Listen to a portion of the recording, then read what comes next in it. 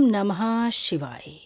शिव जी की जरूर पढ़ें यह कथा, मिलेगा अपार पुण्य। स्वयं महाकाल के पुत्र कार्तिकेय ने सुनाई यह कथा। महाकाल शिव की महिमा अपरंपार है।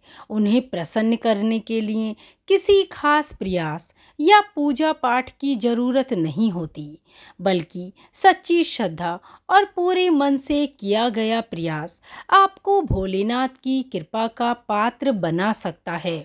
शायद यही वजह है कि अपने भक्तों के लिए महाकाल ने काल तक को भस्म कर दिया। ऐसी ही एक कथा मिलती है हमारे धार्मिक ग्रंथों में, जिसे हम आपके साथ शेयर कर रहे हैं। भक्तों का चरित्र पढ़ने और सुनने से भोलेनाथ की असीम कृपा और पुण्य की प्राप्ति होती है। तो आइए जानते हैं भक्त के प्रति महाकाल की अगाध आस्था की जिस कहानी का हम जिक्र कर रहे हैं, वह स्वयं भगवान कार्तिकेय ने संतों को सुनाई थी। इसके अनुसार राजा श्वेतकेतु, जो कि भोलेनाथ के परम भक्त थे, उन्होंने काल को भी जीत लिया था। राजा श्वेतकेतु सदाचारी, सत्यवादी, धर्म के मार्ग पर चलने वाले शूरवीर और प्रजापालक थे। वह अत्यंत ही निष्ठा और प्रेम भाव से प्रजा का पालन और अगाध आस्था और श्रद्धा भाव से शिव भक्ति करते थे।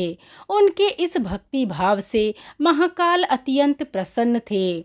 उनकी कृपा से श्वेतकेतु के राज्य के लोग दुख, दरिद्रता, अकाल मृत्यु और महामारी से अछूते थे।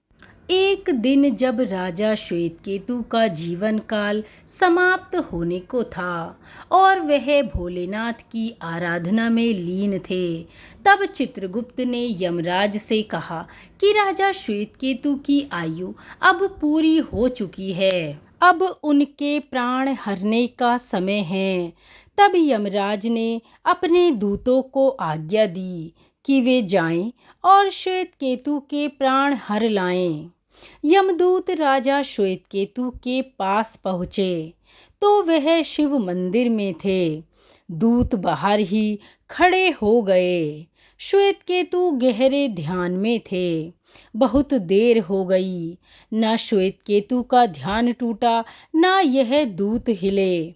दूत बिना अपना काम किए खड़े रहे।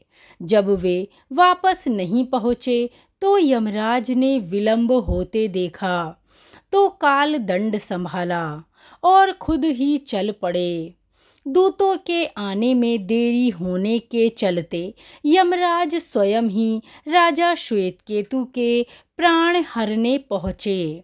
लेकिन वहाँ उन्होंने देखा कि वह तो महादेव की साधना में लीन हैं। अब तो वह सोच में पड़ गए कि इसके प्राण कैसे हरें। उन्होंने सोचा कि यह अभी पूरी तरह शिव पूजा में डूबा है। इस स्थिति में शिव पूजा का उल्लंघन नहीं किया जा सकता। तब वह भी बाहर ही खड़े हो गए। उधर जैसे ही काल को इसकी सूचना मिली तो उन्होंने तलवार निकाली और शिव मंदिर में जा घुसे। काल ने देखा कि राजा श्वेतकेतु अभी भी भगवान शिव के लिंग स्वरूप के सामने बैठे ध्यान मग्न हैं। वह झपटकर आगे बढ़ा और जैसे ही उसने राजा श्वेतकेतु का सिर काटने के लिए तलवार उठाई, शिव ने अपना तीसरा नेत्र खोलकर काल की ओर देखा। भोलेनाथ का तीसरा नेत्र खुलते ही काल वहीं राजा श्वेतकेतु के सामने जलकर भस्म हो गया। थोड़ी देर बाद जब राजा श्वेतकेतु का ध्यान टूटा, उन्होंने अपनी आंखें खोली तो राख में बदल चुके काल को देखा। उन्हें चिंता हुई कि यह कौन है और क्या है। श्वेतकेतु ने भगवान शिव से पूछा, हे भोलेनाथ, ये किसकी राख है?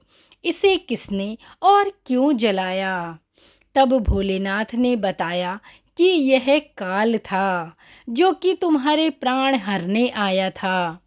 राजा श्वेतकेतु ने कहा कि हे महाकाल, यह तो आपकी ही आज्ञा से तीनों लोकों में विचरता है, लोक को नियंत्रण में रखता है।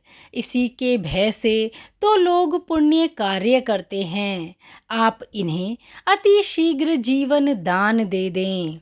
शिव जी की कृपा से काल जी उठा और उसने उठते ही श्वेत केतु को अपने गले से लगाकर बोला, राजा, तुम जैसा तो तीनों लोकों में कोई नहीं है।